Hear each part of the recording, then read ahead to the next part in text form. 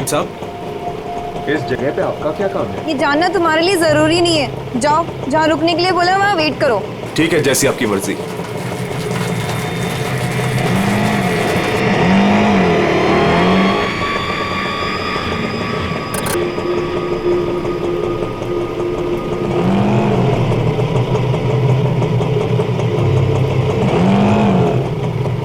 अरे तुम गए नहीं अभी तक, जाओ। जी मेम साहब।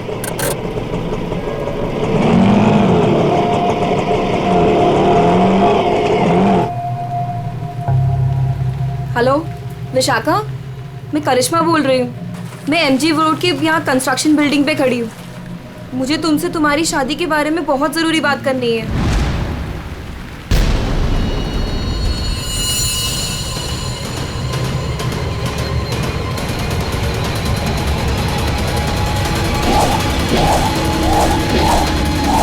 मेम साहब, मेम साहब, मेम साहब, कहाँ चली गई? मैं तो यहीं छोड़ के गया था। मेम साहब, मेम साहब।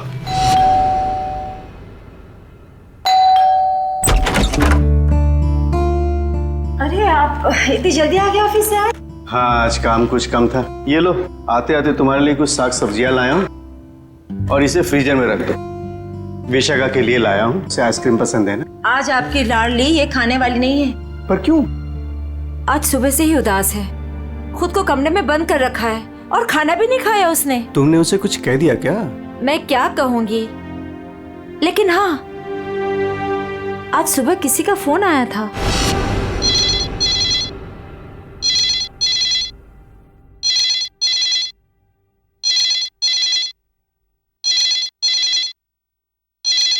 हेलो। हेलो, विशाखा बोल रही हो? जी हाँ, विशाखा बोल रही हूँ। देखो, मुझे तुमसे बहुत ज़रूरी बात करनी है। ये बात तुम्हारी शादी के बारे में है। शादी? कौन सी शादी? मुझे इस बारे में कोई बात नहीं करनी है। प्लीज मुझे दोबारा कॉल मत कीजिए।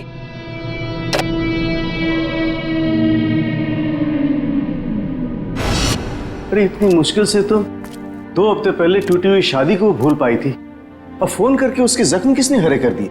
बहुत पूछा मैंने कि किसका फोन था, लेकिन रोई जा रही है, जवाब ही नहीं दे रही है। मैं देखता हूँ, तुम चिंता मत करो। विशाखा, विशाखा बेटे, विशाखा बेटे, दरवाजा खोलो। विशाखा, दरवाजा खोलो। विशाखा! ये दरवाजा क्यों नहीं खोल रही है? रोने की आवाज भी नहीं आ रही, कहीं उसने कुछ। अरे तुम विशाखा को नहीं पहचानती क्या? वो ऐसा कुछ नहीं करेगी। विशाखा बेटा, दरवाजा खोलो बेटे। विशाखा, दरवाजा खोलो। विशाखा! विशाखा?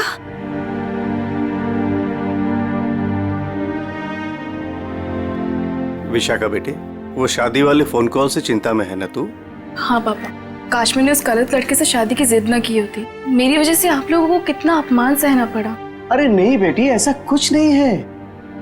उस लड़की के साथ तेरी शादी नहीं हुई, ये तो बड़ी अच्छी बात है। उस परिवार से तू बच गई बेटे। हाँ। और फिर हमारे इस लाडो के लिए इस शहर में कोई लड़की की कमी है क्या? हाँ?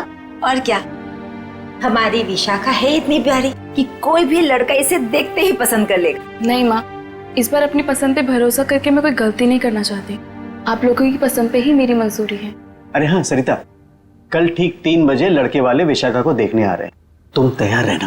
आपने पहले क्यों नहीं बताया? ओहो श्रीमती जी, तो अब तो बता दिया ना। हाँ? पापा, मुझे भगाने की बहुत जल्दी है ना आपको? मैं क्यों नहीं, अब इसकी शादी हो जाएगी तो इस कमरे को मैं अपना स्टडी रूम बना लूंगा। अच्छा, तो मैं भी अपना रूम लॉक करके जाऊंगी ससुराल।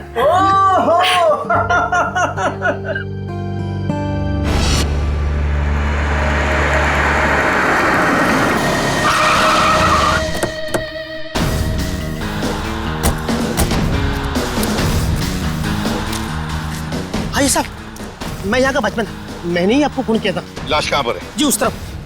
चलो दिखा। जी।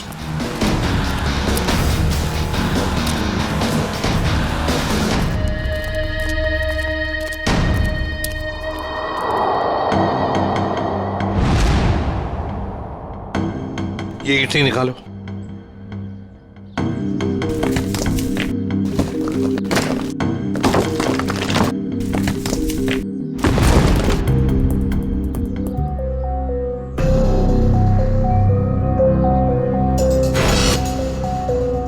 सर? हाँ सर ये देखिए,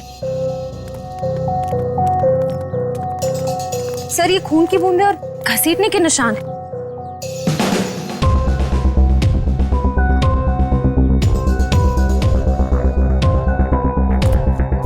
ये देखो, लगता है जिसने भी ये किया है इस रिक्शा वाले को यहाँ से घसीट कर वो लेकर गया वहां ईंटों में छुपाने के लिए। वो क्या है?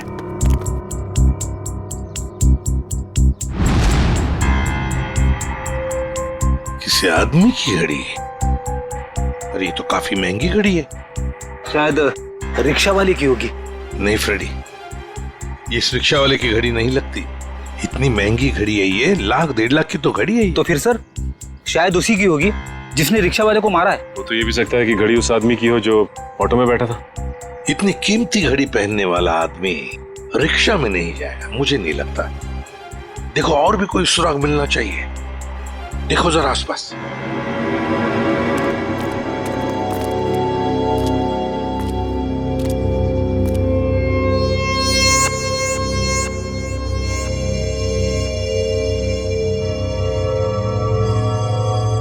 अरे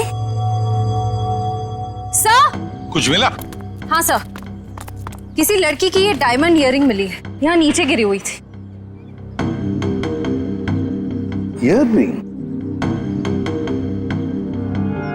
इसका तो एक ही मतलब हो सकता है, जब ये हादसा हुआ तब कोई लड़की यहाँ पर मौजूद थी। तो खून लड़की ने किया? सचिन, पता नहीं खून किसने किया, लड़की ने या और किसी ने, लेकिन एक बात तो जरूर है कि ये लड़की उस रिक्शा वाले के साथ मौजूद थी। सर हो सकता है ये लड़की उस ऑटो वाले की सवारी थी। लेकिन लड़की यहाँ ऐसी जगह क्या करने आई थी? कुछ ना कुछ तो और ही चक्कर है। जो भी हो, उस हादसे में जरूर हाथापाई हुई होगी, जिसकी वजह से वहां पर वो घड़ी मिली और अब ये इयररिंग। ये केस तो बहुत पेचीदा हो गया है। इतने सारे सवाल लेकिन जवाब इतने कम। सारे सवालों का जवाब इसी बिल्डिंग में है। इस बिल्डिंग को अच्छी तरह से छान मारते। Let's go.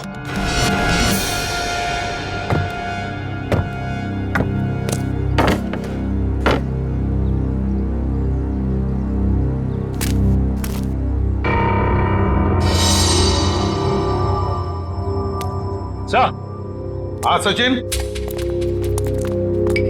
क्या हुआ? ये देखिए सीढ़ियों पे खून की बूंदें। हाँ,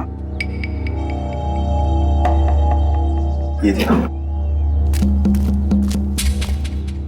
सर ये तो बहुत ही अजीब बात है, लाश वहां पर और खून की बूंदें यहाँ। मुझे तो कुछ और ही आ रहा है दिमाग में। कहीं और एक लाश तो नहीं इस बिल्डिंग में? ऊपर चलकर देखते हैं, देखते ही ये खून के धब्बे कहां तक है।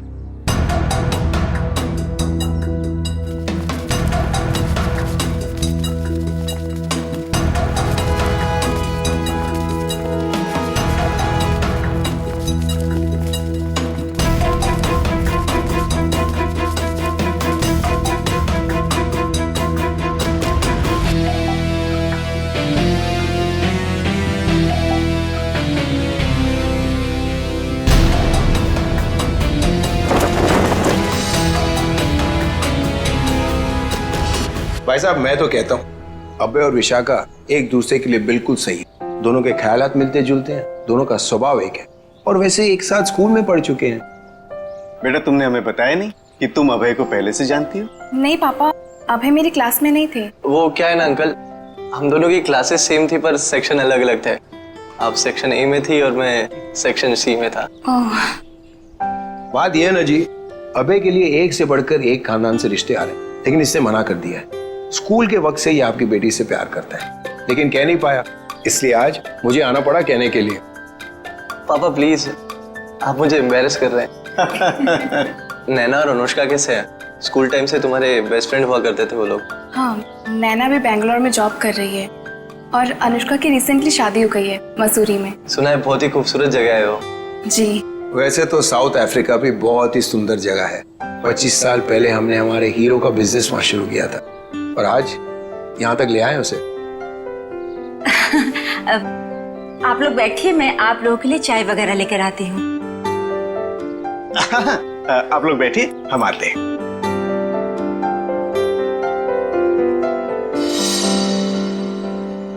क्या बात है सरिता, क्या हुआ? देखिए, लड़का और परिवार तो मुझे अच्छे लग रहे हैं, लेकिन एक बार आप साफ साफ पूछ लीजिए, लेन देन की जो भी बात है। सरिता, क्यों चिंता करती हो? देखो, मुझे नहीं लगता कि धीरेन्द्र जी की कोई मांग है, और अगर होगी भी तो हम मांग पूरी कर देंगे ना।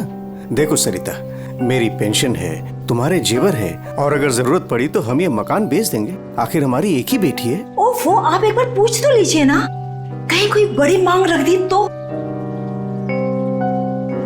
फिर तो ये रिश्ता नहीं हो पाएगा।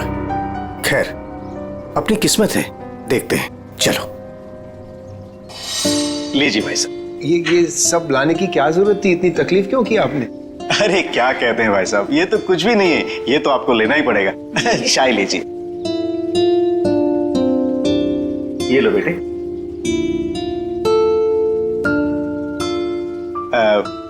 भाई साहब, अगर आप बुरा न माने तो कुछ देर हम लोग बाहर चल के आपस में बात कर लेते हैं। अरे इतने में बच्चे भी एक दूसरे से बात कर लेंगे। अरे ये तो बहुत अच्छी बात है, चलिए।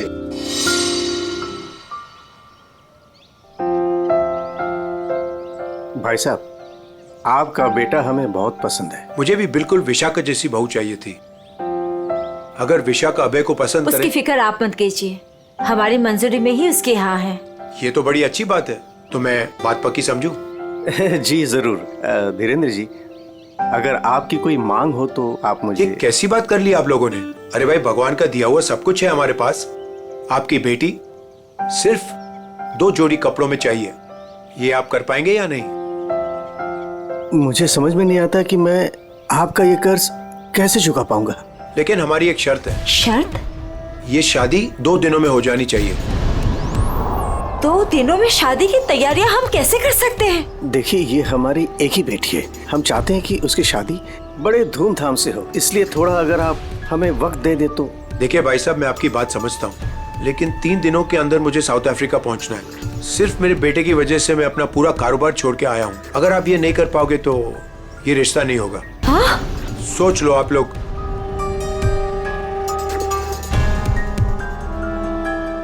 ठीक है भाई साहब, ये शादी परसों ही होगी। ये तो बहुत अच्छी बात है, मुबारक हो। देखिए, आप शादी की तैयारियां कीजिए, पैसे की चिंता न कीजिए, वो हम करेंगे। जी।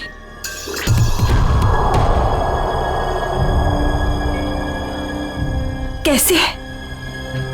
तुम चिंता मत करो सरिता, भगवान की जो मर्जी है वही होगा। चलो शादी की तैयारी करते हैं।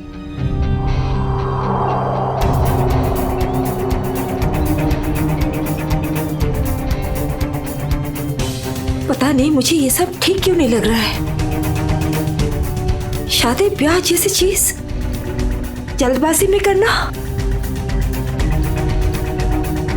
कहीं हम गलत निर्णय तो नहीं ले रहे?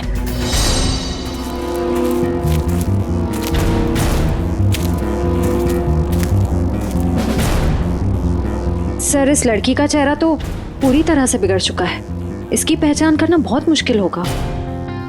बस लड़की के पास से ना ही कोई आइडेंटिफिकेशन मिला है, ना ही कोई मोबाइल। तो लाश को देख के लगता है कि इसकी और उस ऑटो ड्राइवर की मौत लगभग एक ही वक्त हुई है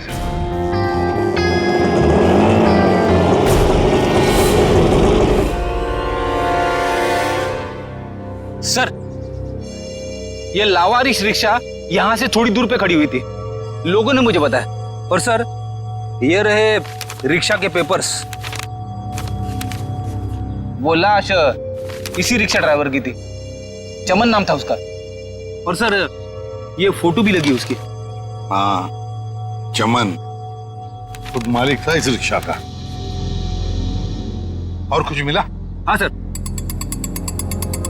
मोबाइल मिला है सर, लेकिन सर बैटरी डाउन है इसकी। ठीक है, कोई बात नहीं, इसमें से हमें बहुत कुछ इंफॉर्मेशन मिल सकती है।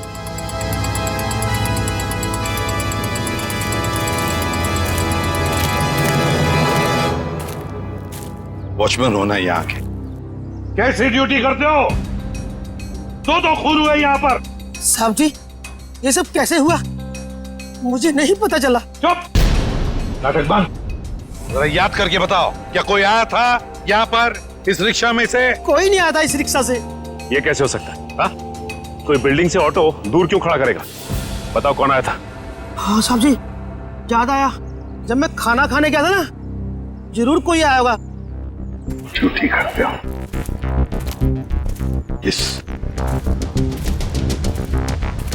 इस चमन की पूरी कुंडली निकालो। हाँ अभिजीत सर, वो ऑटो वाले के फोन की डिटेल मिल गई है सर। ये 11 बजे के करीब ममता नगर से निकला और 11:30 बजे जेएल स्टेशन पे पहुंच गया। ये MG road under construction building पे कब पहुंचा? सर 12:30 बजे जेल स्टेशन से सवारी लेने के बाद 12:40 पे उस जगह पे मिला था जहां पे वो ऑटो खड़ा मिला था। मतलब जेल स्टेशन से उसने सवारी उठाई, तो फिर अभिजीत उस वक्त दो मोबाइल फोन होंगे उस रिक्शा में, एक रिक्शा वाले का और शायद इस सवारी का भी। हाँ सर, मोबाइल कंपनी वालों ने बताया कि रिक्शे वाले के मोबाइल के साथ साथ एक और मोबाइल ट्रैवल कर रहा था। जयवंती और पेटी लगे हैं उसका डिटेल निकालने में। चलो अच्छा। अब देखना यह है कि सर वो सवारी विक्टिम थी या मुजरिम। सर, हाँ सर वो जो ऑटो की सवारी का मोबाइल नंबर था वो दिल्ली का नंबर है और किसी करिश्मा के नाम पे रजिस्टर्ड है। दिल्ली? अच्छा, इस करिश्मा के बारे में और कुछ पता चला? नहीं सर, और कुछ डिटेल्स तो अभी पता नहीं चल पाए हैं। ये तो पता चला होगा कि उसने आखिरी कॉल किसको किया। किसी लैंडलाइन नंबर पे किया था आखिरी कॉल। पोपटवाड़ी का कोई उदय कुमार है। पोपटवाड़ी उदय कुमार। पंकज काम करो, इस दिल्ली वाली करिश्मा के सारे डिटेल निकाल लो, पूरे के पूरे डिटेल। और अभिजीत, इस पोपटवाड़ी के उदय से मिल लेते हैं, पता तो चले ऐसी भी क्या बातें हो रही थी करिश्मा और उसके बीच में। इसका चेहरा तो बहुत बुरी तरह से बिगड़ गया है, एकदम तहस नहस हो गया है। सर, इनके फेस को हम रिकंस्ट्रक्ट नहीं करवा सकते? बहुत मुश्किल काम है तारिका, बहुत वक्त लगेगा। हाँ, लेकिन एक बात जरूर पता चल गई। ये पता चल गई कि ये काम क्या करती थी। क्या काम? तारिका, ये लड़की एक नर्स थी। नर्स? ये देखो, ये देख रहे हो, ये इसकी उंगलियों पर और ये अंगूठे पर ये कौन? ये निशान तो ज्यादातर उन्हीं लोगों के हाथों में होता है ना जो दूसरों को इंजेक्शन देते हैं। एग्जैक्टली तारिका। अब मुझे लगता है ये खून या तो किसी बदले की भावना से किया गया है या फिर कोई प्यार व्यार का चक्कर। प्यार व्यार का चक्कर? तुमको ऐसा लगता है तो तुम फोरेंसिक आते ही क्यों? तुम अब से मत आया करो हमारे लैब में प्लीज। हाँ, अरे ये क्या? हाँ। और अभिजीत, तुम्हारे और मेरे बीच में जो भी था ना वो खत्म। प्यार का चक्कर। विशाखा, तुम्हें पता है वैसे तो मैं अभय की मुंह बोली बहन हूँ, पर हाँ, एक सगी बहन अपने भाई को उतना प्यार नहीं करती, उससे भी ज्यादा प्यार मैंने अपने भाई को दिया है। Sweet of you. Thank you so much मेरे भाई को शादी के लिए हाँ कहने के लिए। यकीन ही नहीं हो रहा है ना, इतनी जल्दी सारी तैयारियां हो जाएगी। और आज हमारी बेटी की मेहंदी की रस्म है। तुम ठीक कह रही हो, मगर ये सब कुछ मुमकिन नहीं होता अगर धीरेन्द्र जी हमारी सहायता नहीं करते तो। देखो ना, अभय की बहन माया किस तरह से सुबह से लेके सारा काम कर रही है, कितनी अच्छी तरीके से कर रही है ना? वाकई। सर, यहाँ पे तो शादी की तैयारियां चल रही है, पूछताछ कैसे करेंगे? वही तो, लेकिन एक बात याद रखना, ऐसे माहौल में जरा समझदारी से काम लेते हैं, किसी को ठेस नहीं पहुंचनी चाहिए, है ना? अरे आइए आइए, आप लोग लड़के वालों की तरफ से? देखिए, हम लोग मेहमान नहीं हैं, हम लोग सीआईडी से आए हैं। सीआईडी? यहाँ सब कुछ ठीक तो है ना? देखिए, आप फिक्र मत कीजिए, हमें पता है आपके घर में शादी का रस्म चल रहा है, लेकिन देखिए बात को ज्यादा नहीं है, सिर्फ 2 मिनट की बात है। एक बात बताइए, कल लैंडलाइन पे कोई अनजान फोन आया था आप? हाँ, मेरी बेटी विशाखा ने फोन उठाया था। जरा बुलाइए ना विशाखा को। विशाखा बेटी, 1 मिनट इधर आना। हाँ जी, 1 मिनट। जी पापा। बेटे ये हाय विशाखा, शादी मुबारक हो। Thank you. हम सीआईडी से हैं, मैं इंस्पेक्टर श्रेया। कल सुबह 10 बजे लैंडलाइन पे एक कॉल आया था। जी आया था। किसका फोन था? किसी करिश्मा का फोन था, बट मैं उसे नहीं जानती। अगर तुम उस लड़की को नहीं जानती हो तो उसने तुम्हें क्यों कॉल की? दरअसल वो मुझसे मिलना चाहती थी, पर मैंने उसे मना कर दिया। तुम तो कह रहे हो तुम उसे जानती तक नहीं, फिर भी वो तुमसे बात करना चाहती थी। कोई ना कोई तो वजह जरूर होगी, हैं? बताओ। शायद वो मेरी शादी के बारे में कुछ बात करना चाहती थी। क्या क्या बात करना चाहती थी? कुछ बताया उसने? जी तब तक तो मुझे भी नहीं पता था कि मेरी शादी होने वाली है। वो शायद मेरी पिछली शादी के बारे में बात करना चाहती थी। मतलब विशाखा, तुम्हारी पहले भी एक शादी तय हो चुकी थी जो टूट चुकी है। देखिए प्लीज, अगर इस बारे में इस वक्त बात न करें तो अच्छा होगा। बड़ी मुश्किल से उस सदमे से ये उभर पाई है। प्लीज। पापा इट्स ओके, मुझे उस बात से कोई फर्क नहीं पड़ता है। पर आप इस फोन कॉल के बारे में मुझसे इतने सवाल क्यों पूछ रहे हैं? दरअसल बात यह है कि करिश्मा नाम की उस लड़की का। एक मिनट में समझाता हूं। देखिए ये करिश्मा जिसने फोन किया था यहाँ पर, हम उससे मिलना चाहते हैं एक केस के सिलसिले में। ये करिश्मा कोई मुजरिम है क्या? क्या इसने कोई जुल्म किया है और ये मुझसे क्यों बात करना चाहती है? देखो करिश्मा मुजरिम है या नहीं ये अब तक तय नहीं हुआ है। खैर छोड़ो, आप लोग शादी की तैयारियां करो। और विशाखा, हम सब की तरफ से शादी मुबारक हो। Thank you.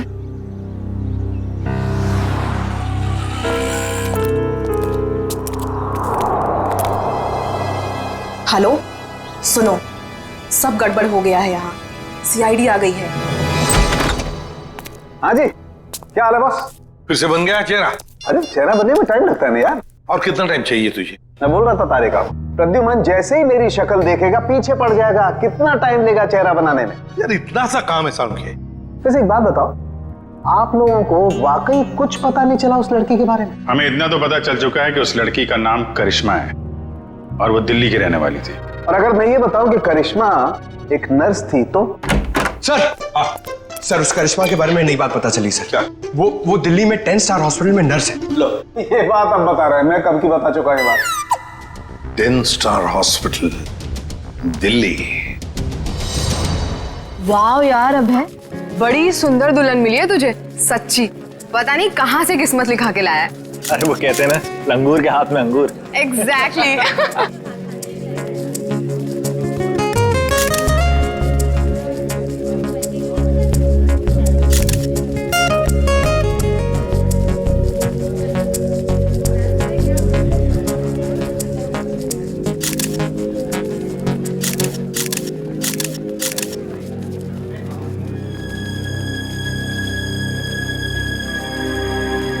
उदय जी आप रो रहे हो, सब ठीक तो है ना? ये तो खुशी के आंसू हैं। आज अपने बेटी को दुल्हन बना जो देख पा रहा हूं मैं, इसलिए। आपसे कुछ बात करनी थी। हाँ हाँ, तो कहिए ना। यहाँ कहना ठीक नहीं होगा, जरा अंदर चलिए ना। क्यों, हमसे शादी में कुछ कमी रहेगी क्या? नहीं नहीं नहीं, वो सब ठीक है, A1। देखिए सारे मेहमान आ रहे हैं, अगर हम यहाँ से चले गए तो कुछ परेशानी हो जाएगी। फेरे हो जाए, उसके बाद दोनों बैठ करके बातें करते हैं। देखिए मेहमानों को छोड़िए, आप अंदर चलिए, वरना ये शादी नहीं होगी।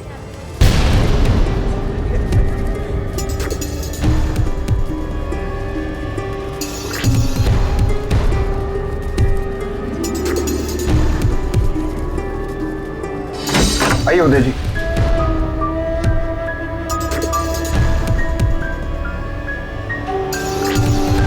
धीरेन्द्र जी बात क्या है आप बताइए ना।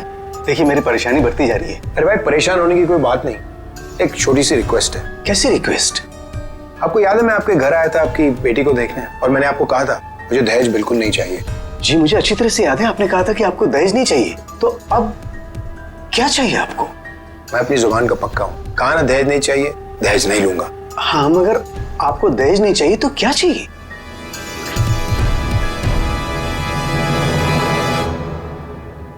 किडनी किडनी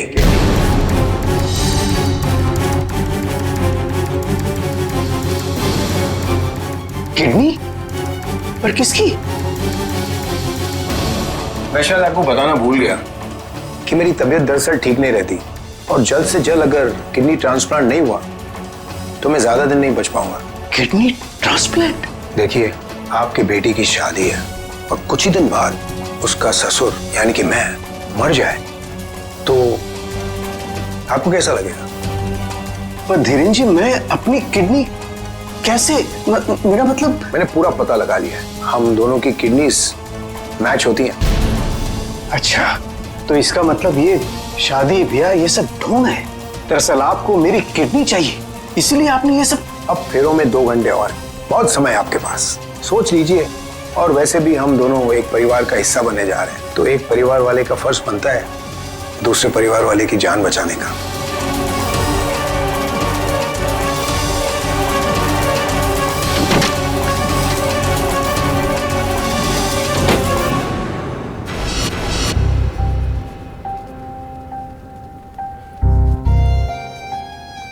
आपको दहेज नहीं चाहिए तो क्या चाहिए? Kidney, kidney, kidney.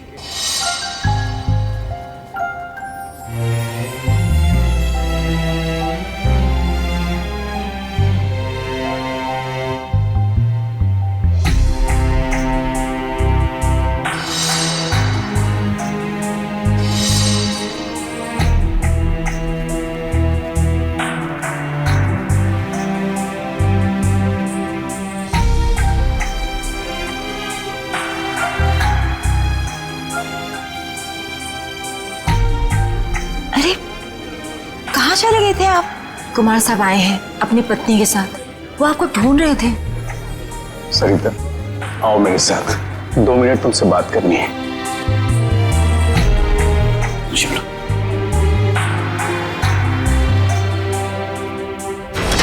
आओ सरिता। क्या हुआ, मुझे बताएंगे भी? सरिता, दरवाजा बंद कर दो, बताता हूं।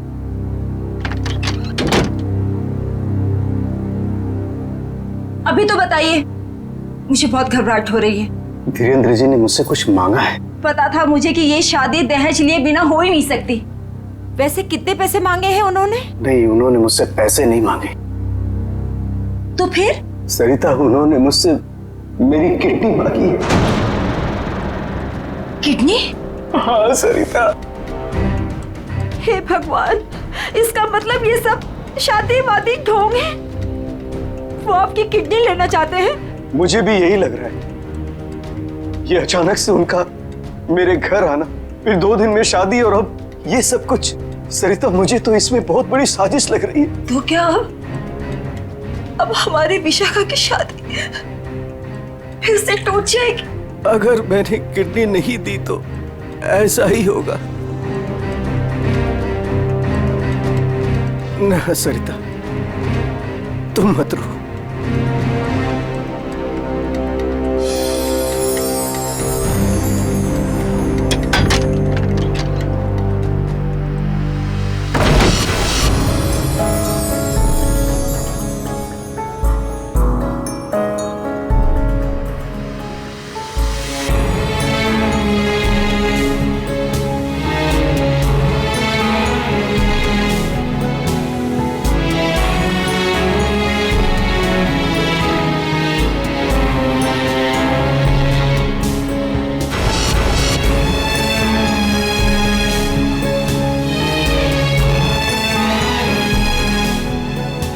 सारे मेहमान आ चुके हैं और अगर इस बार भी हमारी विशाखा की शादी नहीं हुई तो वो पूरी तरह टूट जाएगी। एक जख्म तो वो पहले ही खा चुकी है, लेकिन अब दोबारा वो बर्दाश्त नहीं कर पाएगी। मैं जानता हूं सरिता, तुम ठीक कह रही हो, इसलिए मैंने सोच लिया है, मैं अपनी किडनी दूंगा। हाँ सरिता। नहीं, अगर आपने किडनी दे दी तो आपका क्या होगा? मुझे कुछ नहीं होगा सरिता। और वैसे भी इंसान के शरीर में 2 किडनियां होती है जिससे उसका शरीर चलता है, लेकिन फिर भी इंसान एक किडनी के सहारे जी सकता है। मुझे ये सब कुछ ठीक नहीं लग रहा है। अगर कुछ ऊंच नीच हो गई तो मैं आपको खोना नहीं चाहती हूँ। नहीं सरिता, मुझे कुछ नहीं होगा। और अगर मुझे कुछ हो भी गया तो कम से कम मेरी आत्मा को ये सोचकर संतुष्टि तो मिलेगी ना कि मैंने अपनी बच्ची की खातिर उसके पैदाइश से लेकर के उसकी शादी तक सब कुछ किया। प्लीज।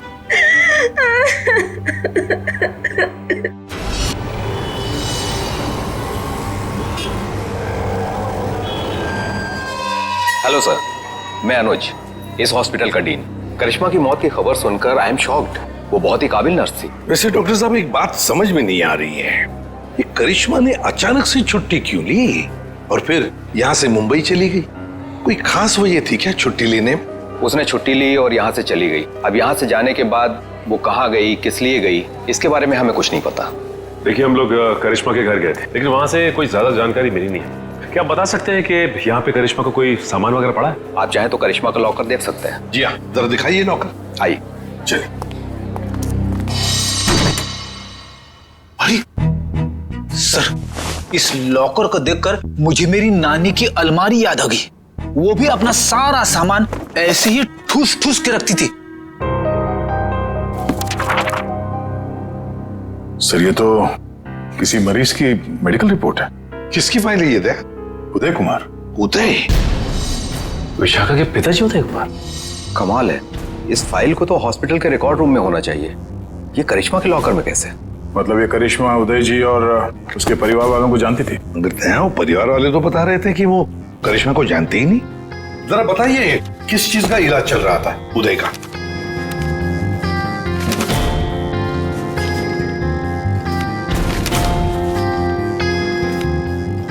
क्या डॉक्टर साहब, आपके चेहरे का रंग उड़ा हुआ क्यों है? उदय जी को फूड पॉइजनिंग थी और उनके सारे टेस्ट किडनी के करवाए गए हैं। क्या? यार ये क्या चक्कर है? नहीं नहीं नहीं दया, कुछ न कुछ तो गड़बड़ जरूर है, कुछ न कुछ तो गड़बड़ है। अच्छा डॉक्टर साहब, इस करिश्मा का बर्ताव कुछ अजीब लगा आपको? मतलब कुछ गड़बड़ लगा आपको कभी? नहीं, ऐसा तो कुछ भी नहीं लगा। सर, ये देखिए। माय गॉड, तो ये बात है। क्या बात है उदय? अरे डॉक्टर चंद्रप्रकाश, आओ बैठो बैठो। ये अचानक क्या बात करना चाहते हो तुम मुझसे? और भाभी जी क्यों रो रही हैं? शादी में कोई मदद वगैरह चाहिए? डॉक्टर, शादी की कोई बात है ही नहीं। अच्छा, तुम ये फाइल मेरी देखो ना, मेरी मेडिकल फाइल। ये फाइल चेक करके बताओ कि क्या मैं अपनी एक किडनी डोनेट कर सकता हूँ? उदय, तुम्हारी बेटी की शादी हो रही है और इस वक्त तुम्हें ये सवाल सूझ रहा है? डॉक्टर, शादी न रुके इसलिए तो मैं ये बात पूछ रहा हूँ तुमसे। बताओ ना। क्या मतलब है? मतलब मैं बाद में तुम्हें समझाऊंगा। तुम पहले मुझे ये बताओ कि मैं एक किडनी के सहारे जी सकता हूँ या नहीं। बताओ डॉक्टर, मुझे प्लीज बताओ ना।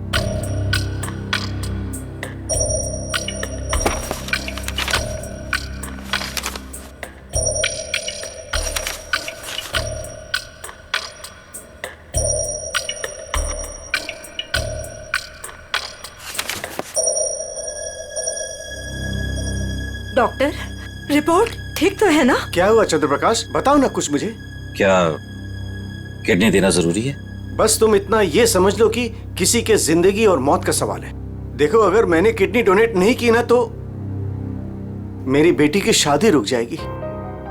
देखो उदय, तुम्हारी ये किडनी पहले से ही खराब है। क्या? सरिता, मुझे तो आज तक ये प्रॉब्लम कभी महसूस ही नहीं हुआ।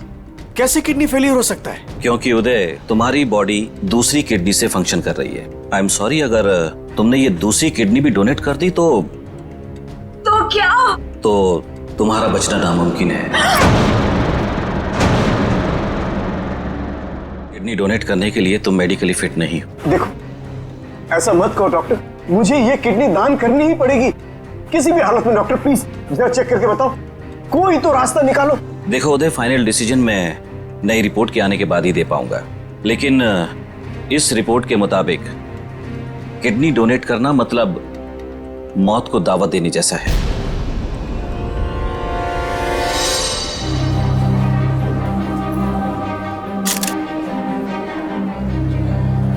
आओ। क्या हुआ माँ, आप परेशान लग रही हैं? नहीं, ऐसी कोई बात नहीं। फेरे का समय हो गया है, आओ।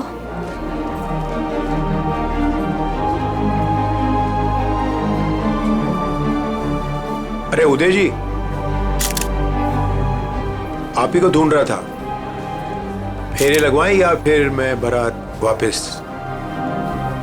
जी नहीं, बारात वापस ले जाने की नौबत नहीं आएगी।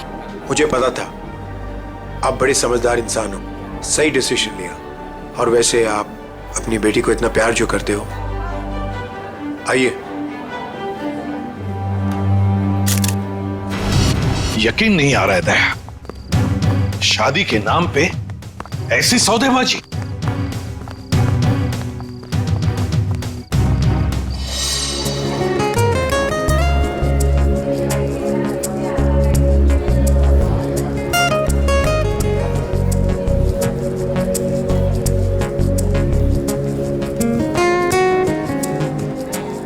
रुक जाइए।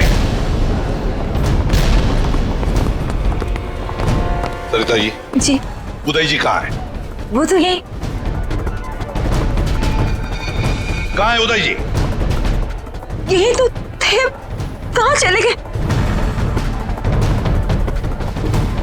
आप लोग यहाँ फिर से, क्या हुआ?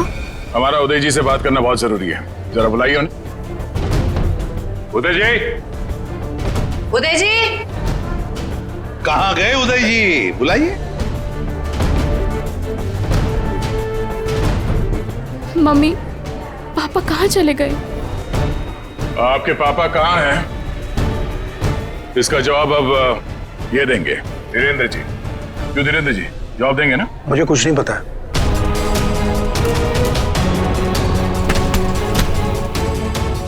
नहीं पता तो सड़क कहाँ है आप? सर मैंने कुछ नहीं किया सर, मैं तो इनका असली बेटा भी नहीं हूँ सर। मेरे पति को इन लोगों ने गायब करवाया होगा और किडनी के लिए ये लोग शादी तोड़ने की धमकी दे रहे थे। मॉम, आपने बात मुझे पहले क्यों नहीं बताई? आपके और पापा से बढ़कर मेरे लिए कुछ नहीं है। शर्म आनी चाहिए तुम्हें, शादी जैसे पवित्र बंधन के आड़ ऐसा घिनौना अपराध करते हुए। सर मैं मानता हूँ इसी प्लान के जरिए मैंने किडनियों का व्यापार किया। क्या? शायद इसीलिए उन गुनाहों की सजा है कि मेरी खुद की किडनी बेकार हो गई।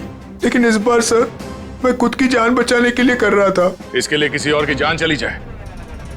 अब बताओ, करिश्मा को क्यों मारा? सर मैंने करिश्मा को नहीं मारा, बल्कि वो तो मेरी मदद करती थी मरीज ढूंढने में। सर इस बार मैंने गैंग वालों को बताया फिगर एक किडनी गायब कर दी। उसी बात को लेकर वो मुझे ब्लैकमेल कर रही थी कि वो बाकी गैंग वालों को और विशाखा को ये बात बता देगी। इसीलिए तुमने करिश्मा को मारा है? इसीलिए? नहीं सर, मेरा यकीन मानो, मैंने उसे नहीं मारा। मुझे लगता है कि सर उसके मौत के पीछे मेरे बाकी गैंग वालों का हाथ है। कौन है तुम्हारे साथी? कहाँ लेकर गए उदय को? किडनी निकलवाने। ऑपरेशन शायद शुरू भी हो गया होगा। कहाँ हो रहा है ये किडनी निकालने का ऑपरेशन?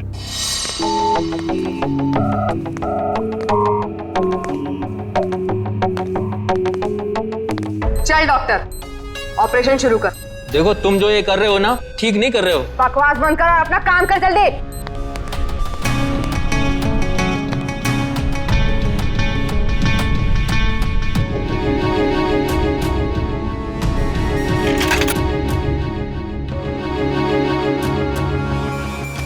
अबे जल्दी करना।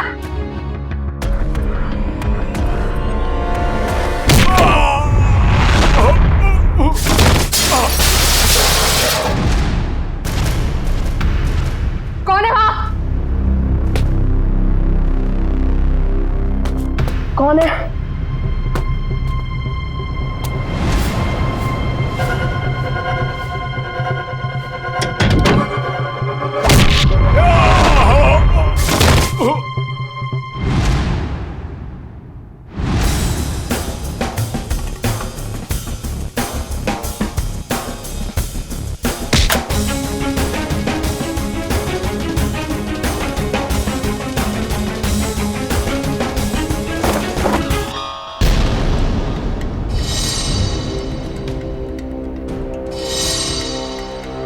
अपने जुर्म का इनाम तो लेती जाओ।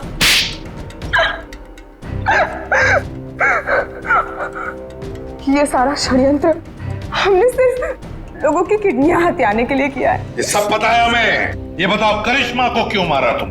क्योंकि करिश्मा हमें धोखा दे रही थी। लेकिन तुमने करिश्मा का खून किया, ये बात तुमने धीरेन्द्र से क्यों छुपाई? ताकि जब धीरेन्द्र किडनी ट्रांसप्लांट के लिए ऑपरेशन थिएटर में आए तो वहां उसे आराम से मार सके, ताकि वो खून ना लगकर एक हादसा लगे। और उदय की किडनी तुम ऊंचे दाम में बेचना चाहती थी, क्योंकि उदय का blood group Bombay blood group है, एक रेयर ब्लड ग्रुप है ना। यही प्लान था सर, लेकिन आप सीआईडी वालों की वजह से वो सब चौपट हो गया। करिश्मा का खून और कितने सारे मासूम लोगों की किडनियों की चोरी, तुम्हें तो फांसी ही होगी। इतना काफी है तुम्हें फांसी के फंदे तक पहुंचाने के लिए। जयवंती, ले जाओ इसे। सर।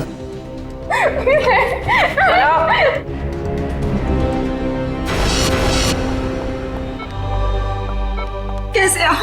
तबीयत कैसी है आपकी? पापा ठीक तो है आप? सरिता, विशाखा बेटी, तुम लोग रो क्यों रहे हो? क्या हुआ मुझे? मैं आपसे कभी बात नहीं करूंगी। आपको क्या लगा मेरी शादी आपकी जिंदगी से ज्यादा जरूरी है? ऐसी कोई बात नहीं। दरअसल मैं और सरिता, हम तो सिर्फ तुम्हारी खुशी चाहते हैं बेटे। मेरी खुशी आपसे है, आपसे है। माना बाकी लड़कियों की तरह मेरा भी सपना है कि मेरा भी एक अच्छा पति हो, लेकिन वो पति मुझे अपने पिता की कीमत पर बिल्कुल नहीं चाहिए। देखा उदय जी, आपकी बेटी विशाखा कितनी समझदार है, सियानी है और सही बोल रही है। एक बात हमेशा ध्यान में रखना, बेटी घर का सम्मान होती है, सुख होती है, खुशी होती है। उसके हाथ पीले करना तो सौभाग्य की बात होती है, लेकिन उसके लिए माता पिता को अपनी जान दांव पर लगाने की कोई जरूरत नहीं। एसीपी साहब, मैं आपसे वादा करता हूं, चाहे कुछ भी हो जाए, मगर मैं इंतजार करूंगा। अब की बार मैं अपनी बेटी का हाथ सिर्फ उसी को दूंगा जो इसके लायक हो। आप सबका बहुत बहुत शुक्रिया। Thank you very much.